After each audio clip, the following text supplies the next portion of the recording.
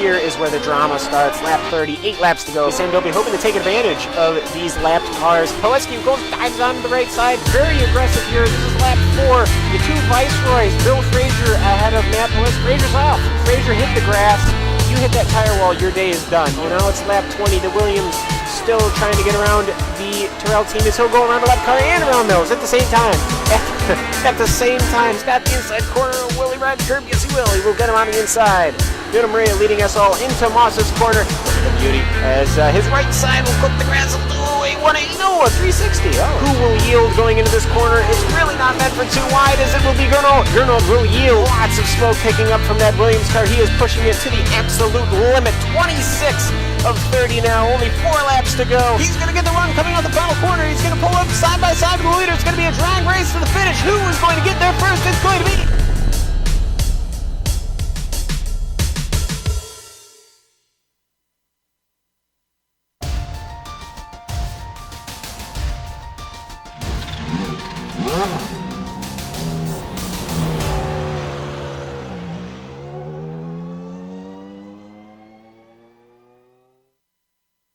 Freesia has kicked off the first season of 2020 with an impressive hat trick of wins. As we've seen before, it can be a dangerous thing when the DH driver gets momentum on his side. But this Florida track plays no favorites and certainly does not take kindly to careless errors. Sebring's notorious bumps will destroy any car regardless of pilot.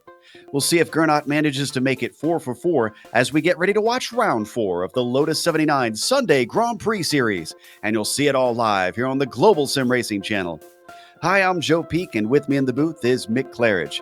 Behind the scenes is our director, the Dr. Amjad Yaman, and he's using cameras provided by Dougie Beard. Sebring International Raceway has in fact hosted Formula One before, though it was from a different era than the Lotus 79. To find out a little bit more about this place, let's head over to our track guide.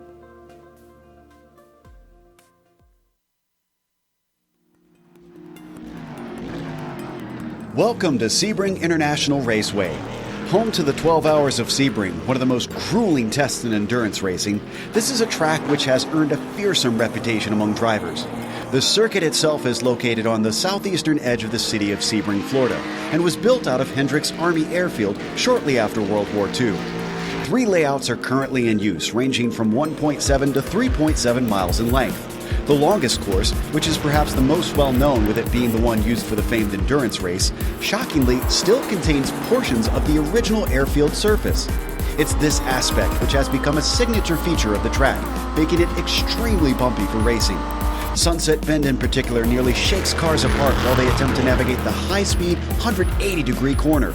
As you'd expect for the side of an airfield, there's nearly no elevation change over the course of a lap, but many of the curbs are dramatically tall and unforgiving, daring drivers to glance them yet not hit them directly. Thankfully, places to pass are plentiful, including spots like the Hairpin and Cunningham.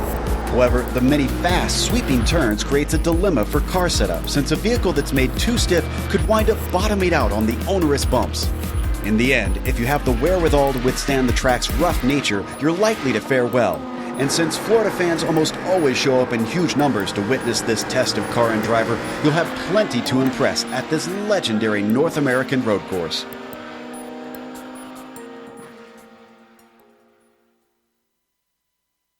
They see a little bit more about Sebring. Mick, though, boy, this track is hard enough in a GT car, but in a tightly sprung open wheeler like the Lotus 79, it's got to be a nightmare.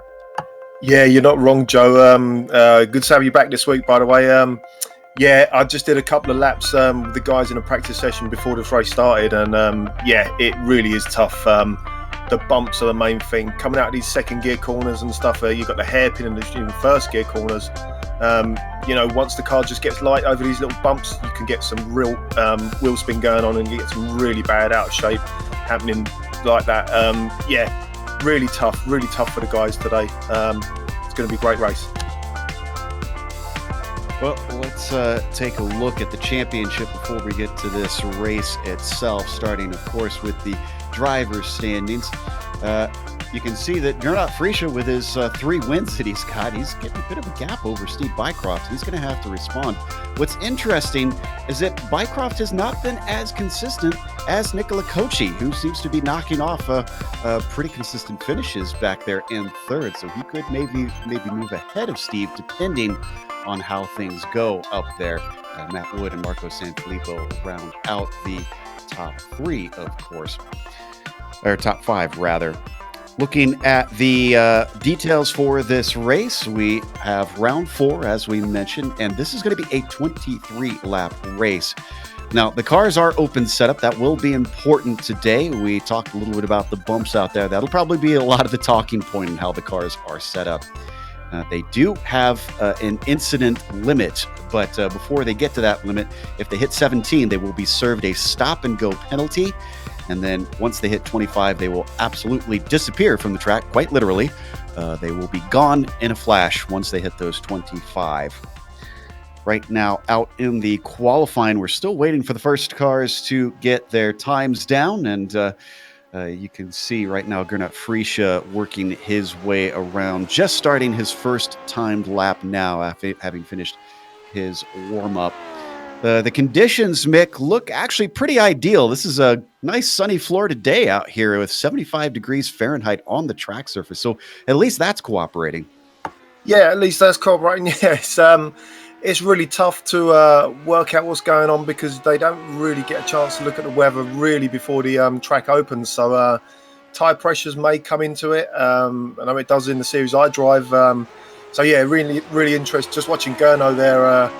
Just lost the back end coming out of the corner there, out of a slow hairpin. Yeah, just watching Matt J. Wood now come round, start his flying lap. Waiting for these drivers to try and get those times down. Even with the incredible cornering power of these machines, it still takes a long time to put a lap down at Sebring as we watch Bycroft second in the championship. See what he can do as he comes on to the Ullman Straight. This one of the longest straights, if not the longest straight of this circuit, leading all the way down into the terrifying Sunset Bend. Let's watch from on board. Let's stay on here and see what it's like over the bumps. This is some of the original pavement here from the airport. Back when it was a World War II base, you can just see it jostling around. Yeah, really tough. Sorry, Joe. Yeah, really tough on the exit there, isn't it? With the bumps there. Really hard to get the power down there. Well, apparently not too hard for Steve because he goes to the top spot with a 147.6. So that's going to give him pole.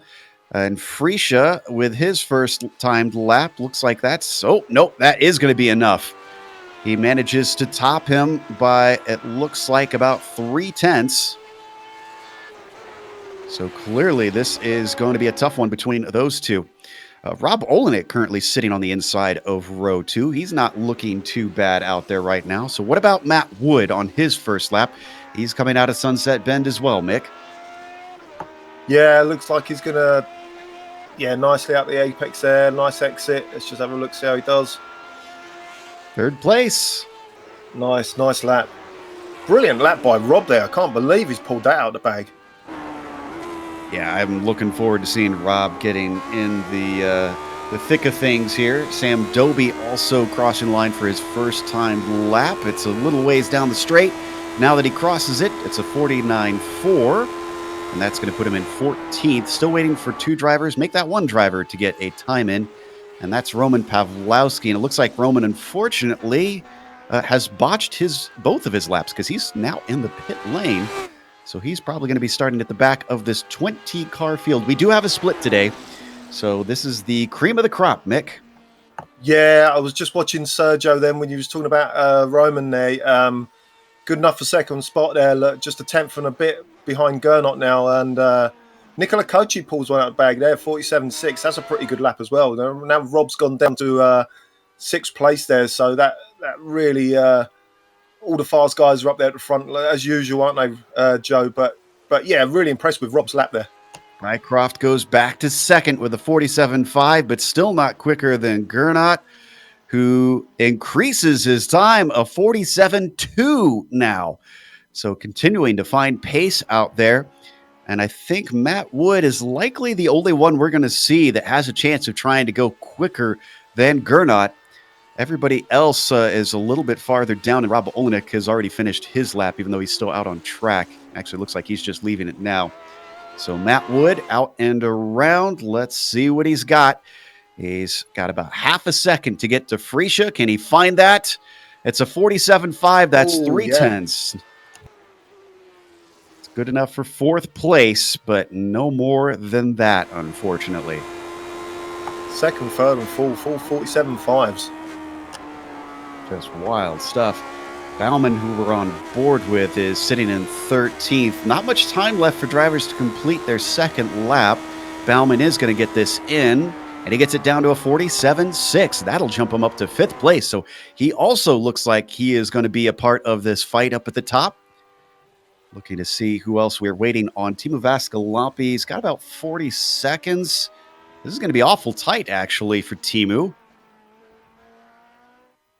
That's a slow lap. Yeah, I can see it's there. We saw on the timing that regardless, he's not really going to put a competitive one in. So it looks like our grid is set here today for round 4 in the Sunday Grand Prix Series. Why don't we go through our starting order? Gernot Freesia is going to be starting on the pole with Steve Bycroft in second today. Sergio Fernandez, he gave him Gernot a run for his money in the race earlier this morning. Well, let's see if he can do it again. He'll start third. Matt Wood will be P4. Chris Bauman saw a lot of improvement on his second lap, good enough for 5th place, with Nicola Cocci, the Italian, on the outside of row 3. Rob Olenek starts 7th today with Julian Fleuret in P8. John Atkinson Jr. starts 9th. Peter Konecki will be starting in 10th. Dustin Herrera in 11th spot there. Kendrick Taylor in 12th. Adam Blocker in 13th. Timo Vascalampi in 14th there. Theo Chileret in 15th. Pablo Suarez in 16th. Sam Doby 17th. Melina Mann 18th. Barry West 19th. And the only guy to not get a lap, Roman Pawlowski, last there, 20th. So they all start to line up on the grid. I'm very interested in seeing, Mick, exactly how this is going to go on the straights with the draft of this track. I mean, is it powerful enough to get fully by, or is it just kind of get you alongside someone? Yeah, you can get it. You can get alongside. You need to get a good run out the corner before the straight there. But watching the race earlier, it looked like the first 4 guys on our grid now have got a really close top speed, really close in downforce levels. One to watch is Sergio, I think, today.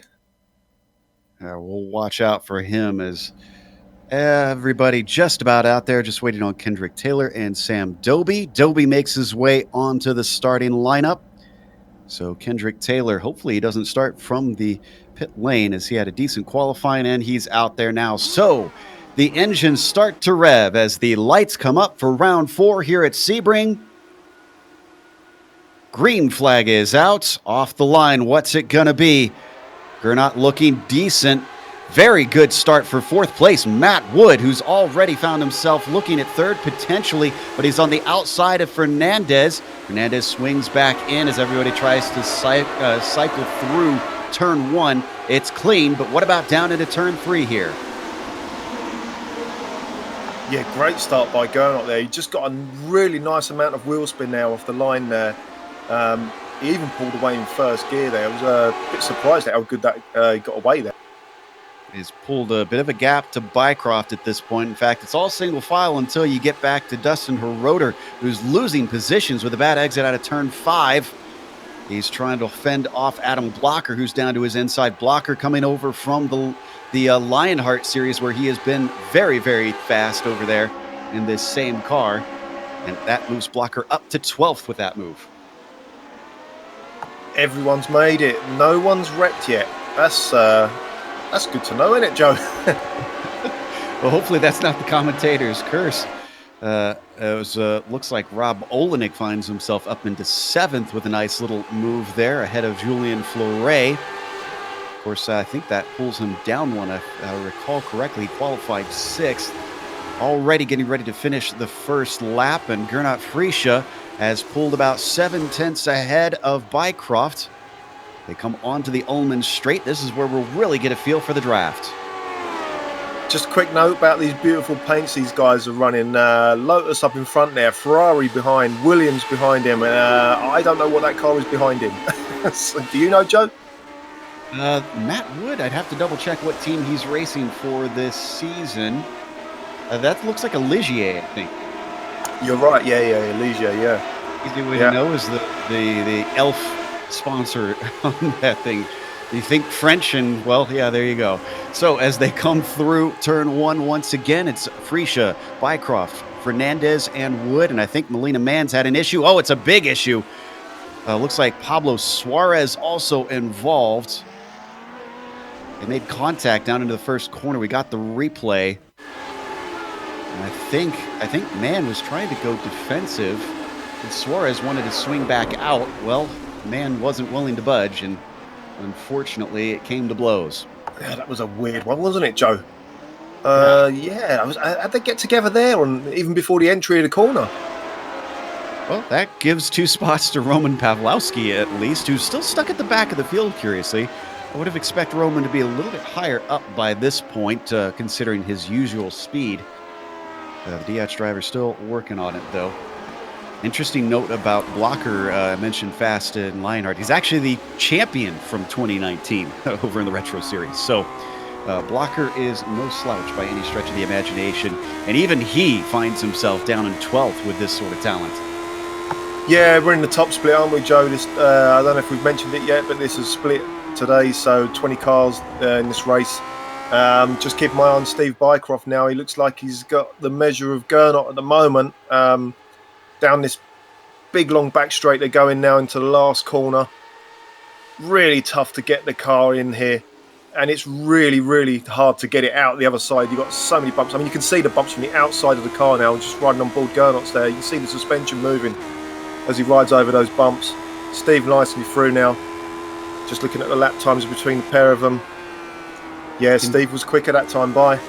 And you were talking before the race about the tendency for Freesia to maybe slow down later in the run. I wonder if this is bad news for Gernot, because I would have to imagine he wants to try and build a gap now before the car goes away.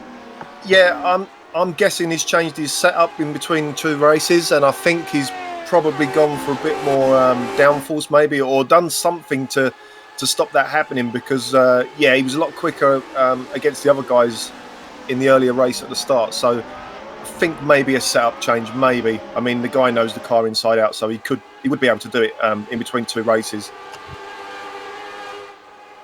And 2 small corrections. It was the Lionheart Indy car champ, not the retro champ that Blocker was. And also that is a Tyrrell that we've got Wood in right now. That was going to be my other guess based on the color scheme. Yeah, we was just testing, weren't we, John? Yeah. Still, watching up front, Steve Bycroft holding on to the back of Gernot Freesia as they come through Bishop now. And they're also bringing along... Oh, looks like Bauman's off track. Is this out of tower? Yes, it is. Gets it back on and gets going, but that was costly, and I think he may have hit the wall. No, looks like he stayed out of it. On the replay now. You know, Mick, in the last build, iRacing lowered the grip of the dirt and the grass, and I've really noticed that it's had an effect on the racing. It seems like when we see stuff like this, where he just dips it off just slightly, it sends cars around so quickly. Nice avoidance by Rob there. Yeah, it really does, Joe.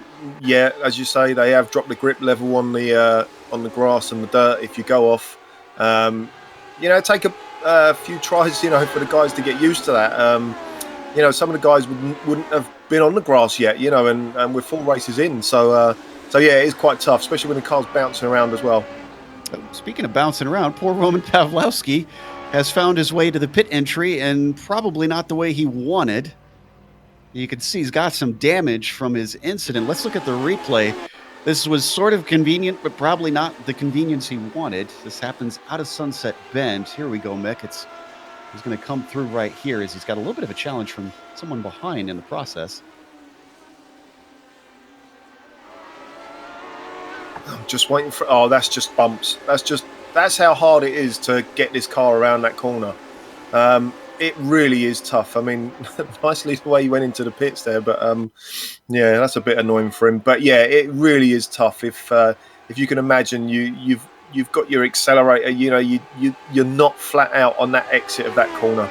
You know, it's all throttle skill there. So, yeah. Bauman has found himself on his lid, and he had some help.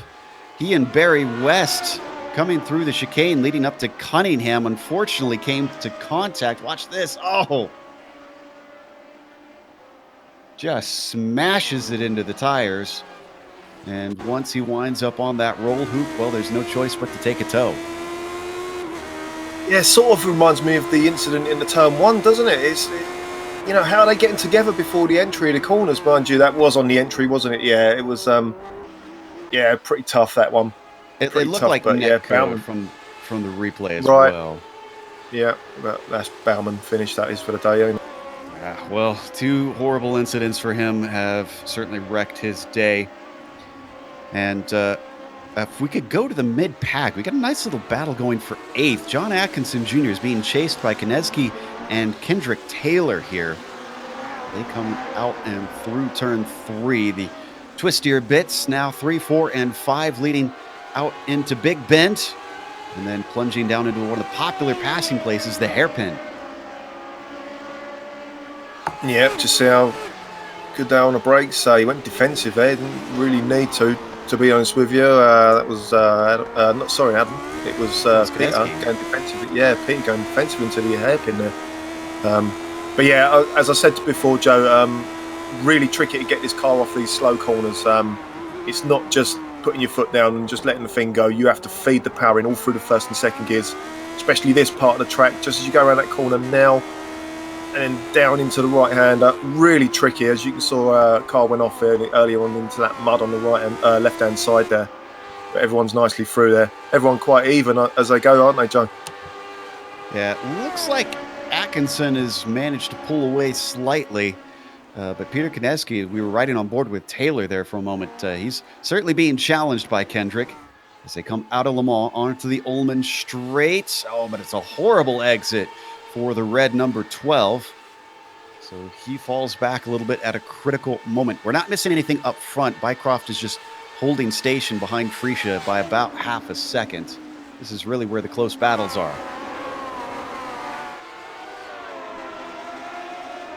In fact, Bycroft just set the fastest lap, interestingly. You can see up on the top of the screen. We head over to him. Looks like he's closed down slightly, and they're bringing Fernandez along. He's got that down to 0.6 of a second.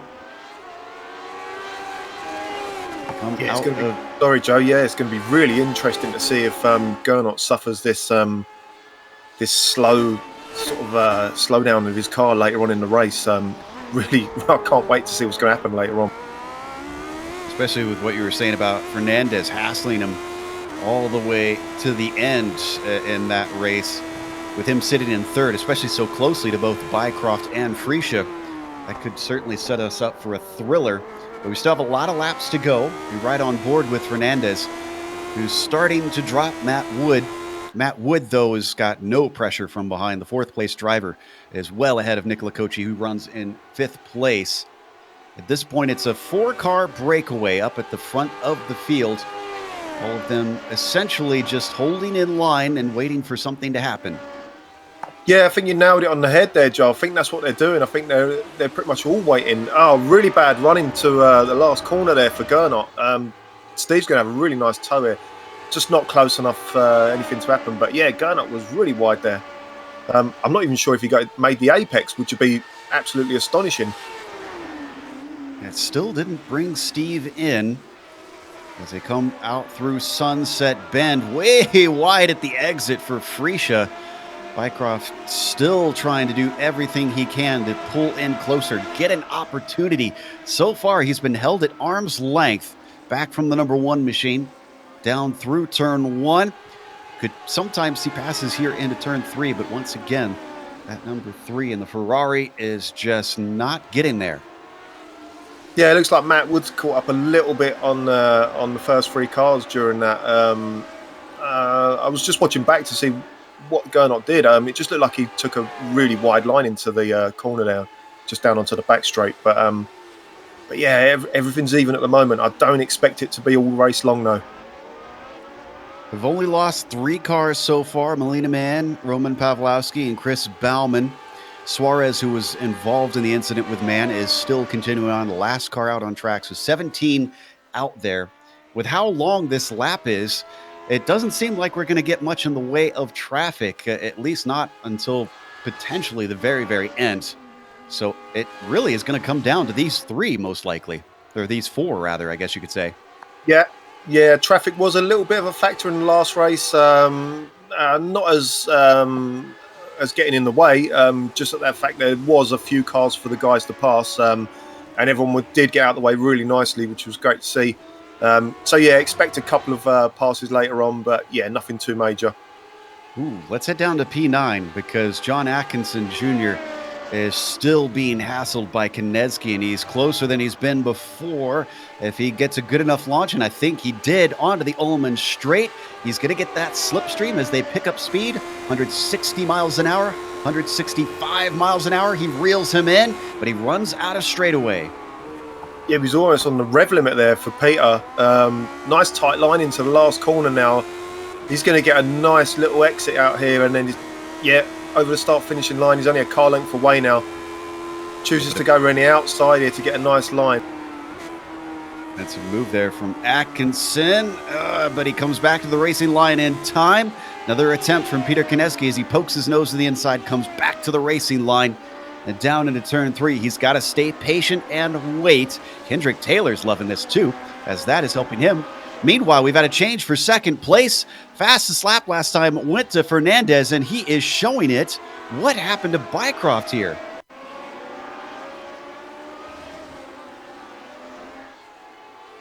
Almost looked like Steve just lifted coming off of Big Bend.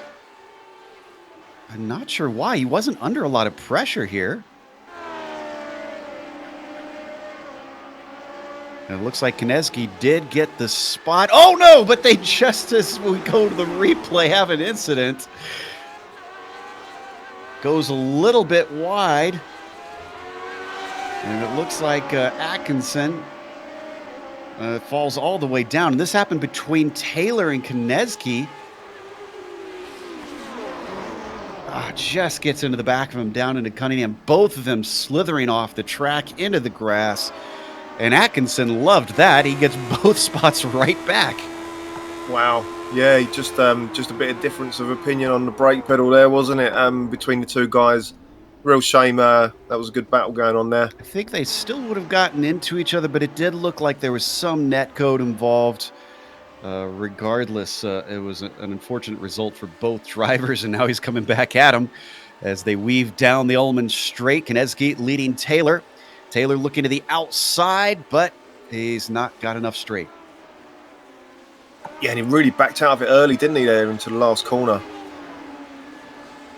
So now that, going back to that second place pass, now that Fernandez is ahead, I almost wonder if Bycroft was watching Freesia and saw Fernandez behind him and thought, well, I'm not catching. Maybe I should give Fernandez a chance to see what he can do with him. I mean, I'm just spitballing here, trying to figure out his reason for letting Fernandez through because, oh no, Adam Blocker.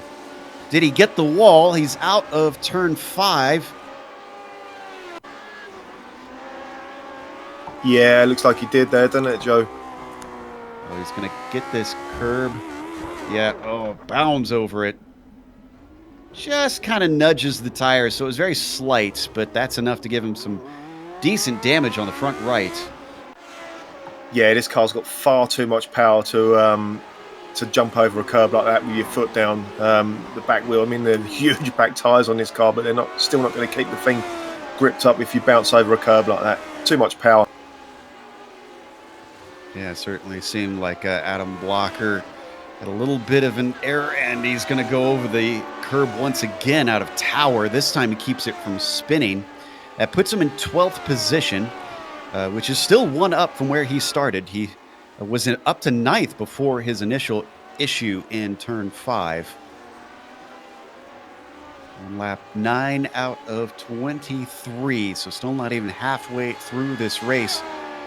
If Bycroft was letting Fernandez by to try and run down Freesia, well, that doesn't seem to be working because Fernandez is still about 1.2, 1.3 seconds back from the number 1 machine. Yeah, it's really interesting to see the difference in the cars now. If anything, if the last race was anything to go by, this is where Gernot was strong. So it is going to be interesting to see now if they've kept the sets the same. If any of them have changed anything for this race. But yeah, if anything's the same as last race, Joe, just expect Sergio to start reeling Gernot in at the end of this. Eager to see how that all plays out as they swing it through Cunningham and now into Collier. They've all spread apart here in this top four, with them being within about 2 seconds. All four of them earlier on. It's now spread apart to about 3.5 between all of them. And then we've got another 3.5 seconds back to Nicola Kochi currently, who still runs in 5th. This seems to be a theme this season. I was talking about Nicola having those consistent finishes, but from what I recall of the races so far, Mick, Nicola just seems to wind up stuck out on his own. And, well, maybe that's why he's consistent. He can just focus on his own race. Yeah, it's happened quite a lot, hasn't it? He still comes in for the interviews, though, doesn't he, Joe? He loves to talk to us, that's for sure. I'm sure he won't mind at least getting another top 5 here today, although I'm sure he'd want maybe a little bit better as he bounds it over the bumps. Boy, that camera shot that Dougie's got there really shows how much the car just jumps around. This is not a car you want to get air. No, it doesn't work very well when it goes up in the air. It's like anything, But honestly, Joe, it's really, really tough to get the power down, especially out of that last corner. As I say, I did a bit of practice with the guys before, and that was the first thing I noticed. Jesus Christ, it took me about 5 laps to make it round there. And Fernandez proved me wrong, by the way. We saw up at the top of the screen, set the fastest lap of the race, has now got it down to 0.8 of a second. So maybe he's getting a handle on things and is starting to try and pull in Freesia. The DH driver has led every lap of the race and started from pole. So far, at the least, if things finish how they are, he's going to have 58 points under his belt. In fact, he's never scored less than 58 points so far this season. No, Joe, I'm new to this series. I've only just started commentating with you this season. I mean, have you seen Sergio before? I mean, is he a regular from years ago? I don't know. I'm trying to recall if this is, because we've had a few Sergios in the series, so apologies if I'm mixing him up with others. But I want to say that he is one of the old-timers who tended to challenge Gernot Freesia in days past. And right now he feels like he's got the slipstream because you could see him following down through. And in fact, they are really dropping Steve Bycroft at this point. As we look back from Freesia, you can see that Bycroft's all but disappeared at this point. He's a whole 2 seconds back just from Fernandez, nearly 3 from Freesia. Yeah, just watching Sergio there, he takes a really tight entry into the last corner now, and he's lost the apex there and a bit into turn 1 now. And last race, it almost seemed like Sergio was running a bit more downforce, but it was hard to tell, according to Gernot at the end of the race, his car did sort of fade at the end. So I'm not too sure if it was more downforce because they seem to have a pretty similar top end down on that straight. Down into the hairpin now. Could that be the place that eventually Fernandez tries to get it done? It's holding station. It's still about 0.8 of a second behind. So though he did go faster on the previous lap, this time it was about the same. Sergio does like to take a bit of those curbs on the entries. I'm just watching him now, and Gernot is... Gernot's just Gernot. He's just super perfect for all these little apexes, and Sergio does seem to give him a bit of a clout, but I don't think it really hurts him. I think it actually helps. I think that's just his style. Just watching him now through the chicane. You were talking really late on it. Yeah, go, Joe. You were talking about cars going away. I think Rob Olenek might not have a setup that's good over the long run because he's starting to fall into the clutches of Julien Fleuret. He was as close as 0.2 of a second for a while as they come down through Jean Debienne. And this is going to be a good opportunity if Julien can get the run. He gets close at the apex. Oh, but he is a little bit sloppy off the corner. The number 7 falls away. Yeah, it was a little bit of understeer, a little bit of oversteer. It just wasn't smooth there, was it at all? 167 miles, 168 mile an hour now, chasing down Rob into the last corner. Nice tight line there for Julian Ferret. Really tight, but it's really bumpy in that tight line. But he does look like he's caught a little bit, doesn't it? He has. And by the way, on screen, what we were watching before we went to this was a pass attempt on 12th, Blocker and Konecki in that fight. We ride on board with Olenek right now, looking back at Fleuret. Fleuret follows him in his tire tracks down through 3 and 4. Critical corner of turn 5. We already saw that mess up Blocker earlier. Neither of them really finding an advantage through there. No, if anything, Rob was a bit better through that corner there, and got a nice exit now from the straight. Down they go, hard on the brakes into the hairpin. Oh, Julian, okay, gather it up, mate, gather it up. Both of them were pretty hot into that corner, so they stay about where they were despite the mistakes. Not missing anything up front. This is a lot closer between these two right now. Down into Cunningham. Got to watch out for the curbs on either side. Both of them just keeping the pressure on, forcing the other to push as hard as they can through this sets of corners. I'll tell you something, Joe. Both of these guys are really on their limits. I was just watching Rob from Julian's car there. He really lost the back end coming out of the slow right-hander there. Oh, Julian's wobbled again on the entry now. Just they come down onto the last straight, the back straight. I call this the back straight. Nice exit from Rob there. Used all the curb on the exit there. Hammering it down. Let me just check their top speed. Just want to check Rob's top speed. 161, 2, 3, 4, 5. So Julian's going to be a little bit quicker down the straight. Not quick enough, it seems. With his entry being a little sketchy a couple times, is that a brake bias thing? Is that something he can adjust in the car? I actually think, I was wondering about that myself, Joe, and I knew you might ask me about that. I actually think he's just concentrating on Rob and driving the wheels off of that car to catch him. Like I say, I think they're both on the limit, trying to keep these positions and gain positions. You know, in the case of Julian, but they're both driving really nicely. Really, I mean, there are some little wobbles here and there, but yeah, nice, great battle.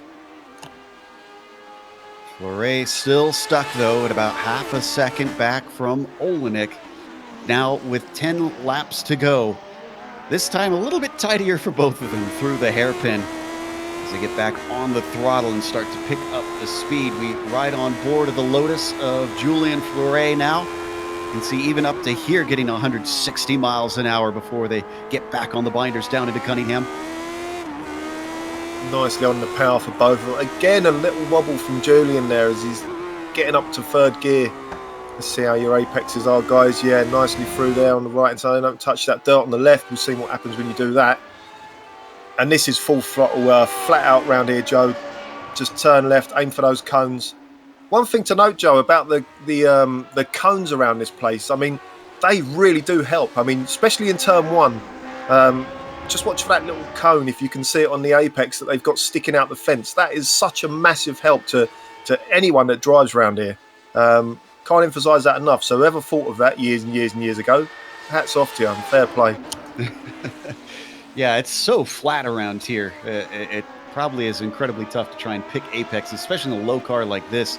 As we continue to watch this fight, it's worth noting that Fernandez has closed in. He got it down to 0.4 of a second briefly on Freesia, but it's gone back up to 0.6 of a second. Wonder if we're starting to see a little bit of that inconsistency from Freesia's car. Fernandez follows him up to the hairpin. Let's see what they do under braking here. Stays at about 0.6 of a second. Still looks closer with that accordion effect. Fernandez has got to be getting eager, especially you said that he had a few mistakes at the end of the last race earlier this morning. And I wonder if that's on his mind, if he's trying to minimize those, thinking that he's got a better opportunity this time around. Yeah, you just slightly cursed him there, Joe. As soon as you said it, he did run in a bit hot into the right-hander. So, he you know, the gap's come back out again, hasn't it? You know, you can see for yourselves now. So, yeah, I mean, it will be on his mind, but I tell you what, he'll be so happy that the situation is the same as last race, because he would have wondered if Gernot was going to change the setup to try and get the car quicker on the last phase of the race. But look at Gernot now trying to break the draft down the straight. That doesn't surprise me that he's trying to use whatever tactics possible, try and get away from him. One thing I've noticed is a little bit farther back in 11th, there's sort of a truly train forming. Sam Doby has got Adam Blocker and Peter Konecki and now Kendrick Taylor rocking up to the back of him. Granted, I don't think this is so much on Doby as it is on Blocker, Konecki, and Taylor. Remember, all three of them have had mistakes in this race and are sort of out of position. I'm kind of surprised, if I'm honest, Mick, that Blocker's where he is, because he's got that damage on the front. Yeah, this is going to end up being a camera switcheroo, isn't it, between two battles at the end of this race, I think. I mentioned Blocker's damage. Well, it's really hurting him now because Peter Konecki's got a monster run up the front stretch. Blocker's not going to defend it. He's going to hold to the racing line, take it in a whole lot deeper, and Peter washes out. I thought for sure that was going to be his position. Blocker proves why he is a champion. Yeah, really nice there. Sorry I missed that. Looks like they've been catching Timu Vascolampi. We just got word in our ear, and just as you can see, the Finn up ahead, this is going to be a battle for the top 10 now. Yeah, I was just going to mention, Joe, if you do hold that outside line into turn one, it's a lot better than sort of trying to get down the inside and hold that inside line. You often find, even if the cars are side by side, you'll still find that the car on the outside does get a better exit. So maybe you knew that. Maybe he's just that good. Yeah, I wouldn't put it past him. He knows his way around this machine.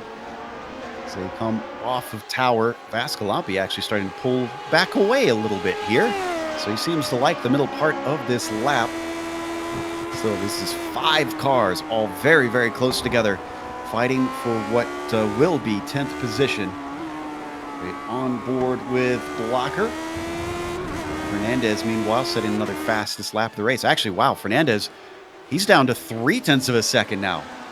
Yeah, I was just watching that myself. Yeah, sorry, Joe. Okay, it's a bit surprised at the leaps and bounds. It almost seems like Fernandez is able to just take out chunks. He'll take out a bit and then he'll pause and almost like he's catching his breath, and then he'll do another great lap. Look at him on the brakes there, down into the hairpin. No wonder he ran a bit wide there. He was really late on the brakes.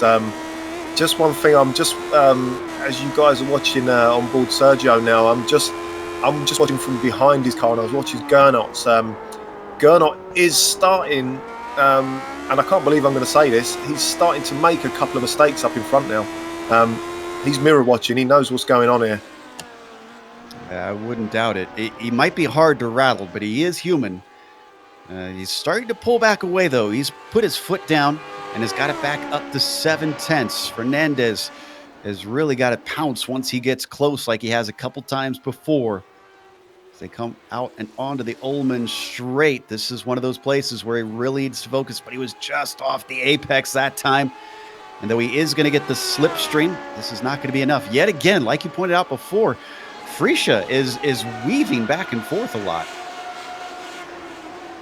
Just watching Sergio's line now into the last turn. Really takes a tight entry into the last turn now, but it is a little bit bumpy if you do that. Now they go down the start finish straight. Just starting lap 18 now, so only a few laps to go now into turn 1. Nice tight line again from Sergio. Look how he gains on the entry to Gernot there through turn 1. He's got it down to 0.4 once again. Weaves back and forth, and he's taking a lot of curb there, Sergio, especially through turn 4. He's willing to take the risks. Will the risks pay off? Up to the hairpin. I'm not sure that he's quite close enough for anything here. Again, really late on the brakes for Sergio, but he nails the apex really nicely now. Second gear now up through that second part of that hairpin, and just to change up to second gear, really tough to get the power down. Like yeah, these guys know what they're doing. We had another incident. Theo Schleret Unfortunately, spun off on the inside of what looks like Sunset Bend. Here's the replay. And then he's going to be our 4th retirement. And I think Peter Konecki as well has recently had a problem. I'm surprised to see Teo retire because he just barely touched it. And then Konecki, oh, wow. Konecki's was a huge hit. His definitely will merit a retirement because he tried to go and, well, the car was too damaged to even drive in a straight line.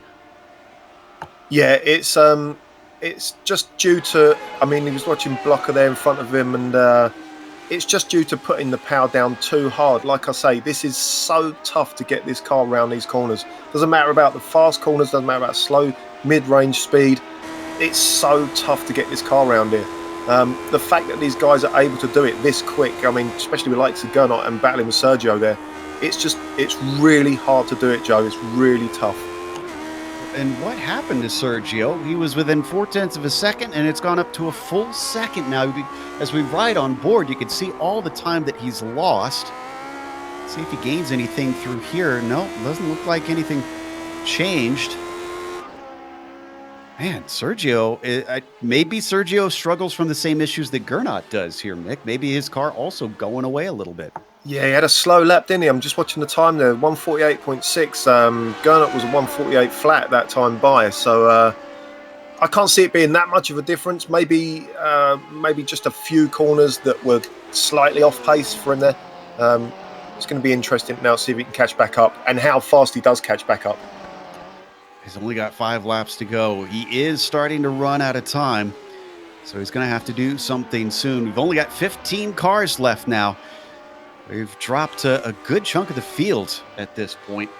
In fact, that's almost a 4th. Yeah, in fact, it is a 4th of the field. As we continue to watch Fernandez try to close in on the Diatch driver. They've left Steve Bycroft.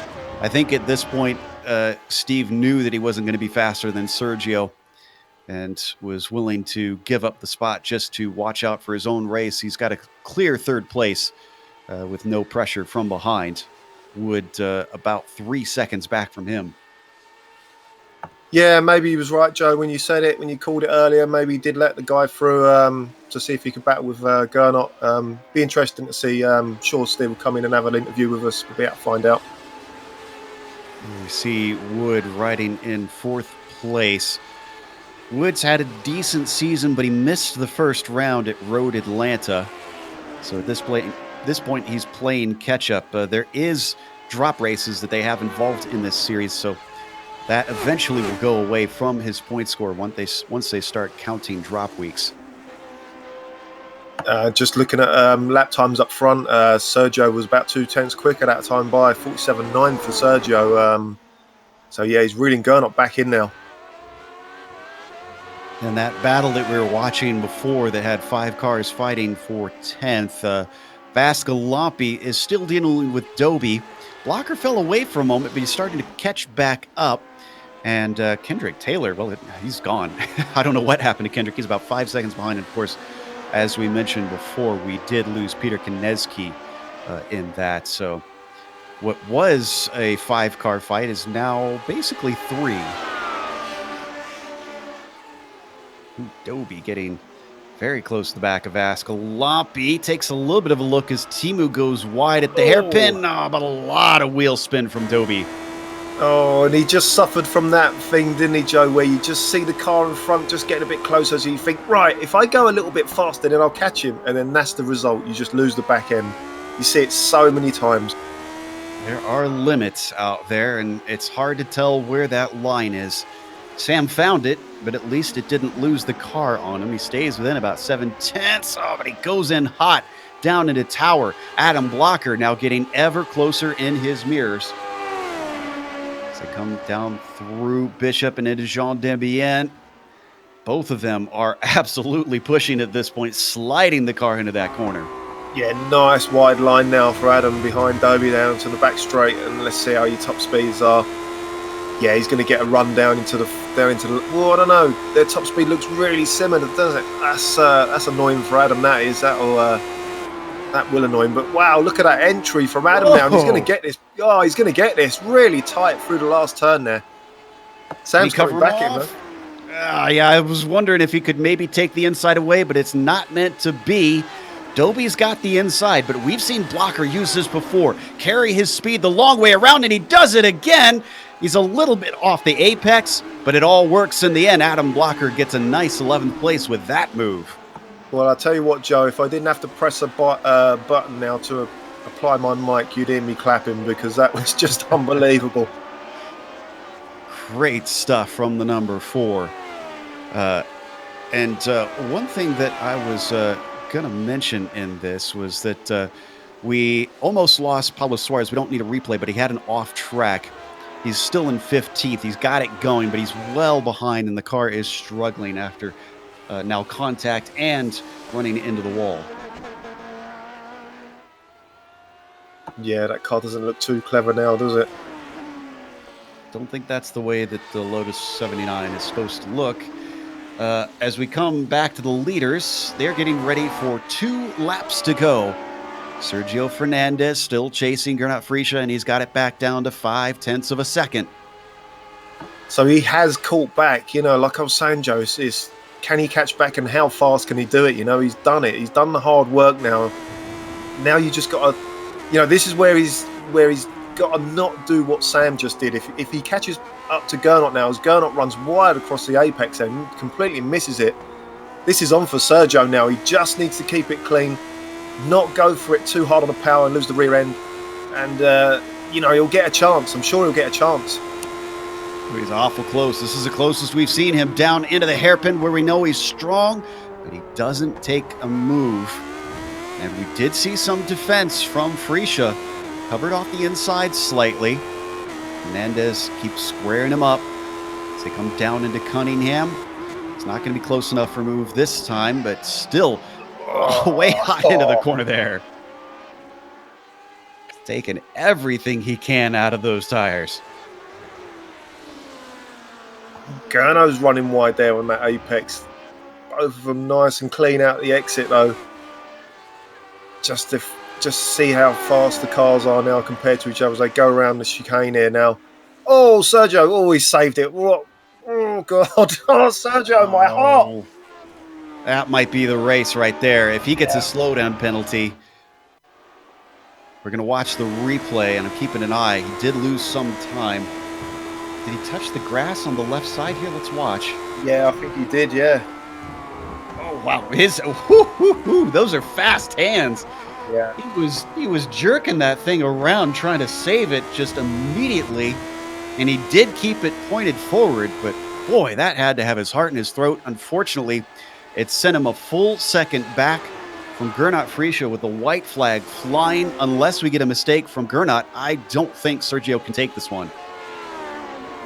Yeah, I think it was, these guys are seriously on the limit of this car, and the trouble is when you get a car in front of you like Sergio has, you start focusing on the car in front and you stop looking at the track.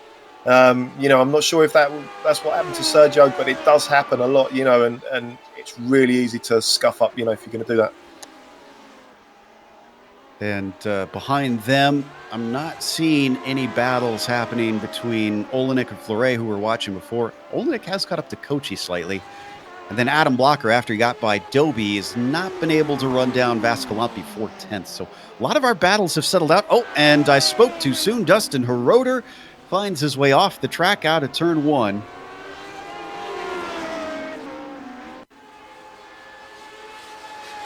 Maybe there was some action happening just as we went to replay there on screen.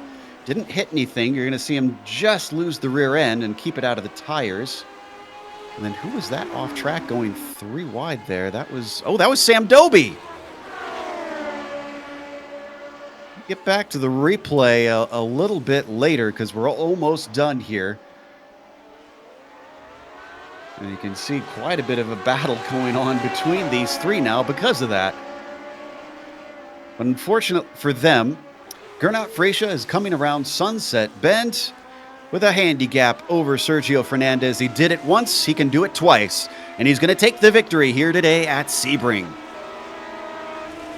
Great run there takes for Gernot. second. Sorry, yeah, Joe. I was just going to say, yeah, if it hadn't have been for that mistake, it would have been such a good battle there at the end.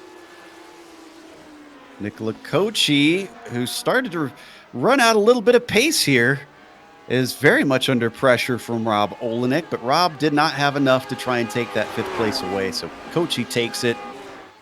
Let's head back down to Taylor, Doby, and Rotor here as we take a look at 8th. Oh, wow, Adam Blocker did catch up to Vascalampi, but he was not able to pass. Vascalampi keeps that 10th position.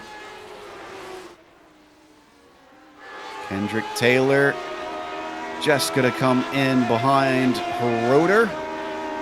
And Sam Doby drifting it around the last turn for 13th. Let's see if we can find the replay on Doby. Because I was so concentrated. You know what? I think he was put off by the car to the outside. Because he starts to lose it at the same time and then slams into the wall. Yeah, just on exit there. Yeah, just bumping over the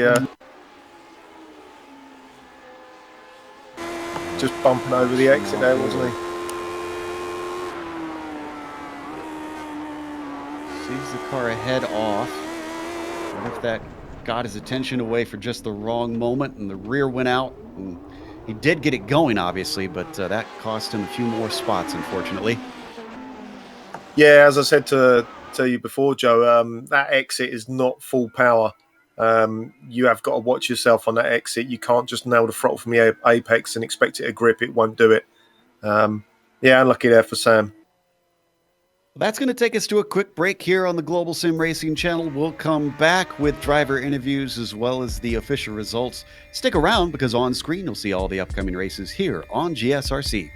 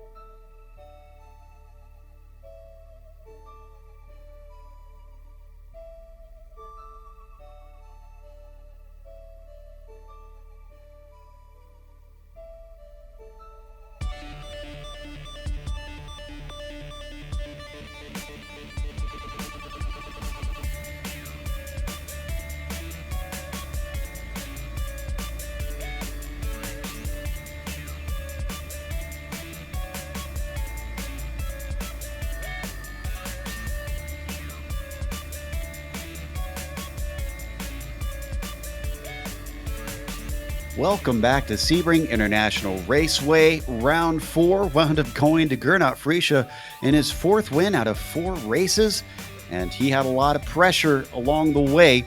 Sergio Fernandez tried his best, but despite having the pace to get with him, he could not get by, and that was the important bit that he had to eventually execute. Still, 2nd place was good for him. Bycroft fell to 3rd, mysteriously. We're still not sure if that was intentional or not. We'll ask him if he comes in. Matt Wood, with another 4th place, was followed by the very consistent Nicola Kochi, getting a top 5. Rob Olenek finished in 6th, almost catching Kochi, who did have a little bit of a spin at the end. We'll talk to him about that.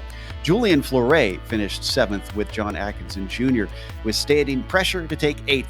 Timu Vascalampi as well had a lot of drivers rocking up behind him, but still got 9th in the end. And Adam Blocker, who unfortunately spun off track at one point, was looking at a 9th place, but wound up 10th.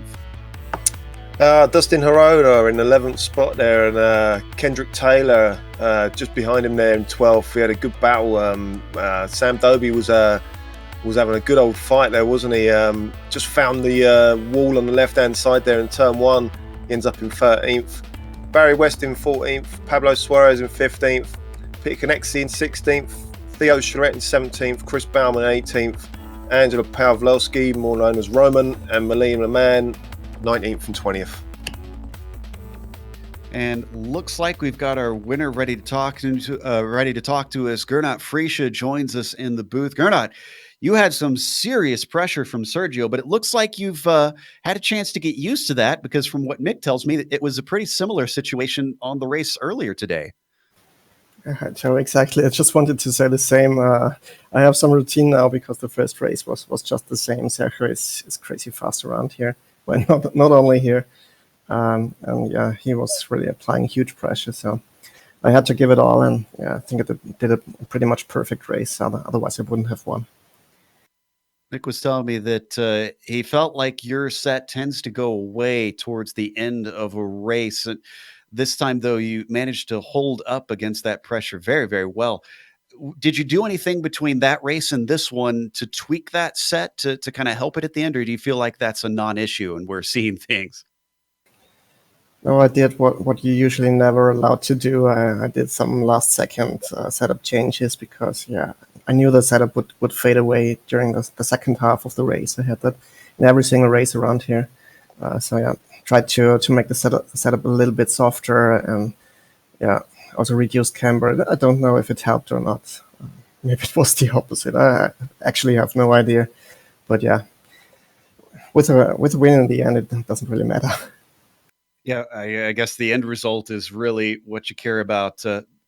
Obviously, this is a pretty well-used track, especially with the 79 here, Sebring. But next week, we're going to Barber, which doesn't see as much use in iRacing. What are your feelings about that place? Didn't even look at the schedule. It's a track that I hate. Oh, no. It's well, I'm not bad at the track because it's one of those technical tracks as well. But yeah, I just don't like it. I don't like the blind corners and don't like the flow of it. For some reason, it's not my favorite. Well, it's honestly one of my favorites. I'll tell you what, you hop in the booth and I'll get down and race your car, and we'll do it that way. Okay, I'll give you a seat in my car, yeah. Well, congratulations on the win this week. Thanks a lot. So see you guys. Congrats to Sergio for great race, and to Steve as well. It was Gernot Frische taking his 4th victory this season. Up next, it looks like Mick is going to be talking to Steve Bycroft, see if we can solve the mystery of why he let Sergio by. Hi, Steve. Yeah, you just heard it from Joe. Yeah, what's the story with Sergio there? We was wondering, we was watching the race, and we replayed it back, and we was thinking, no, he doesn't let him. No, he couldn't have done. Or did he? Let's hear it, Steve. What happened there? Hey, guys.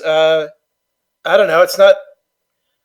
Sergio was faster. I mean, I was way, way over the limit trying to keep up with Gernot. I knew it wasn't going to last. In the early race, Sergio was able to run Gernot down. So I thought, the only chance I would have is if Sergio could catch him, and then maybe they'd bang wheels or something. I mean, I knew if I, tried to race with either of them, I was probably going to have an off or something. So, I mean, there was just no point. Yeah, I just have to say then, kudos to Joe because he nailed that. He got that absolutely spot on. Just talk about your setup for the race. I mean, sorry, another thing I wanted to ask you before I ask you about your setup and stuff like that. Did you end up having floor damage? I know you put something in the chat at the end of the race. In the early race, I had an off. I got up on the curb a little bit, so my car didn't feel that good, and it was faster for the broadcast. So I was just wondering, if maybe I had floor damage in the early race because my car was better in the broadcast, and I didn't make any changes. So Right, yeah, okay. Yeah, Gernot apparently did change his set a little bit. He did the Cardinal Sin. Yeah, last week I remember asking you about downforce levels and all that sort of stuff for this place, and you said there was going to be like a couple of ways you could go. You could choose this, that, and the other. It seemed like everyone had pretty much the same top end going down that back straight. Is that how you saw it from the car? it looked to me like Gurno. See, here's the thing. Gurno, he's going to deny this, but he's never been this fast. I mean, he used to run a lot of downforce, so you at least had a chance on the straights, but he's found something where he's just as fast through the technical sections, and he's trimmed the car out or managed to find top end somewhere. So now he's, faster on the straights too. So, but Sergio, he was running more downforce, and it was working for him because, I mean, you saw how fast he was. And then Gurno, he was trimmed out. And then I guess I was probably somewhere in the middle. Yeah, I was going to say that because it must be, I mean, I don't want to say it like this and sound bad, but it must be a bit soul destroying when you see a guy pulling away from you on the straights and in the corners as well. Yeah, Gurno, he has that effect on people, when you, I mean, he's just so good. I mean, it's, I mean, I don't know. I don't want to say it's hopeless but I mean, it's just really tough. You have to drive beyond a perfect race to beat him. He's that good. Yeah. Listen, man, third place today. Thanks for coming in. We'll see you next week at Barber. Great to see you here. Thanks a lot. Thanks a lot, guys. See ya. That's Steve Bycroft. We just caught up with Nicola. Yep, and Nicola took another top 5 finish here today. Nicola, you've been very consistent this season. It's allowed you into third in the points, which isn't too bad, but it wasn't a perfect one today. Looks like you had a little bit of a spin at the end. Yeah, I was pretty consistent, but this race I was everything but consistent. So, yeah, it today started with the wrong foot because I raced Gernot on the Saturday race, and I was surprised to see that I was kind of close to his pace. So I just wanted to make the early race today, maybe like changing a little bit in the setup. But my VR headset that decided to just basically break for no reason. So I just have a DNF. I joined the race, but I was 3 laps down, and I didn't want to ruin anybody's race. So I just, gone in the back, and I wasn't able to see what was going to happen with my setup changes. And today I did on the second race I did like a tiny mistakes in the qualifying that it brought me from third to 6th position. And that's make a very big difference because ahead of me I had Matt.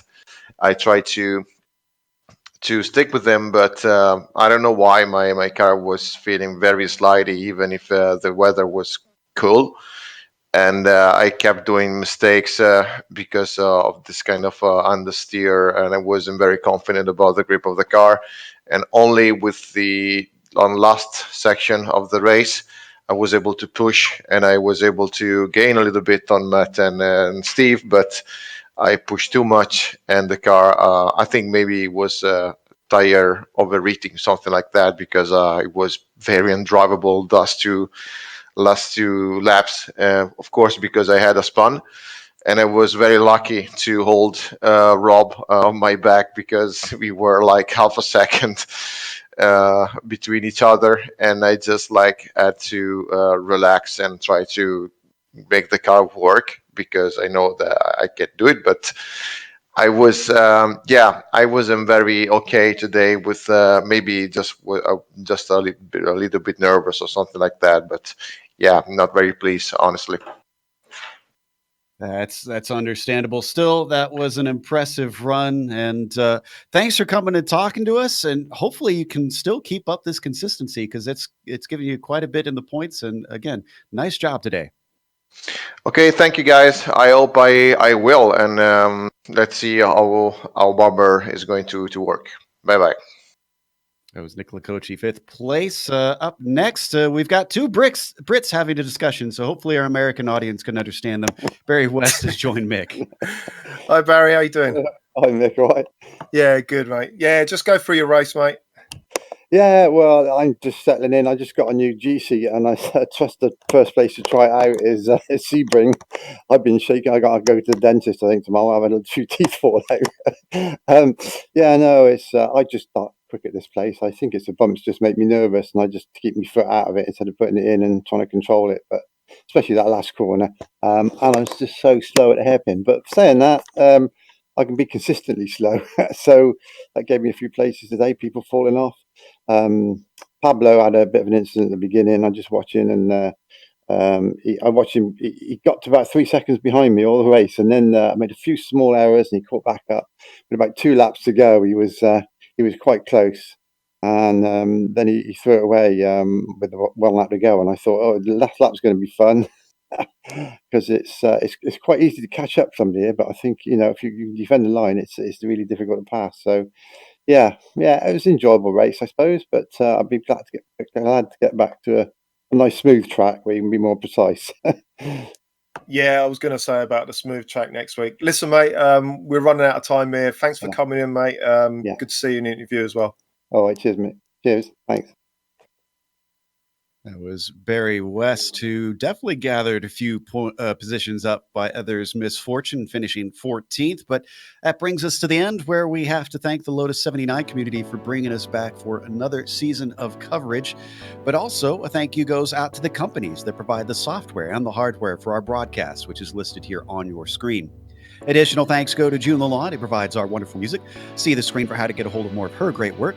And thanks to the team today, Mick, Amjed, and Dougie. If you'd like to find out more about GSRC, including upcoming races, you can find it at globalsimracingchannel.com.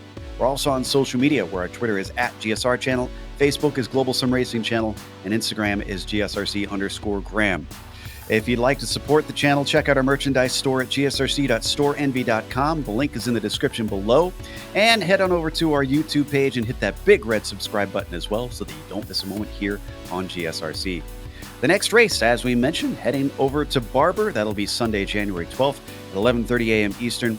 But we have upcoming races for other series listed on the screen, so check those out and mark them down on your calendar. Until next time, race clean, race hard, and we'll see you on the track.